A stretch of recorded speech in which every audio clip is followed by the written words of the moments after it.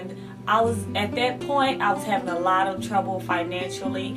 I had a lot of credit card debt. I had just moved to Dallas like within 3 months, so I was having a lot of debt with that also. So I was looking for some way to just manage that better.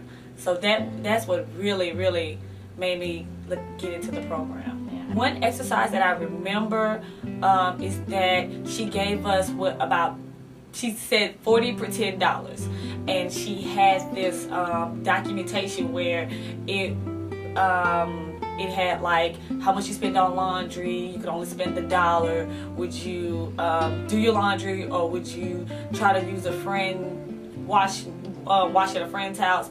You know, she had options, and you pick the ones that you use, and then after the exercise was over, she would go back and tell you ways on how to save on that. I remember she would say, would you get cable, would you rent movies, or would you just not have cable at all? And you had to pick at that current time what you were doing. And I remember I had cable, and so I checked the box that had cable, and she would go back and she was like, this is how much a year you're spending on cable. And she's like, do you really stay at your house to even, you know, get the usage of the cable? She was like, this is how much it costs to rent movies, you know, see the difference. And she's like, this is how much it costs if you don't get cable or you don't get the movies. She's like, that is a way of saving. And that exercise really made me go back, look at my finances, and like, what can I cut?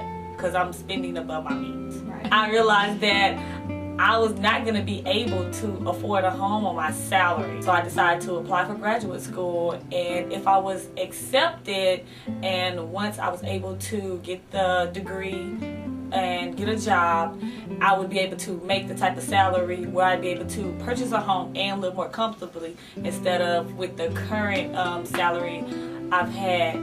So when I originally started, I started for a house, but after being accepted into grad school and being shocked about being accepted into graduate school, I decided that it would be better if I used the IDA for me to further my education instead of purchasing a home. What really kept me motivated is that every month YWCA will mail you a don't forget reminder. And that is what really kept me motivated. But I always tried to do at least, I think, $20, $25 and up. You know, sometimes I went a little over, sometimes it was just at that $20 to $25 amount. But that's really what kept me motivated, because I think if without those reminders, I would have forgotten. Financially, I am paying for graduate school out of pocket. And with the recent economic situation we have, I didn't really think that I was going to be able to pay this current semester. So without that IDA coming in right now where I needed it, I'd probably be sitting out this semester trying to save money to go back to school. Training that I've been to, with the classes that I've taken, I think that it's changed the way that I think about saving my money and the way that I do my budgeting. So this program has really kept me from really just struggling. And I just really appreciate everyone here who makes that happen. And I just suggest that anybody who's interested in a program like this, that they take the initiative to get more information and to just go ahead and seek it through.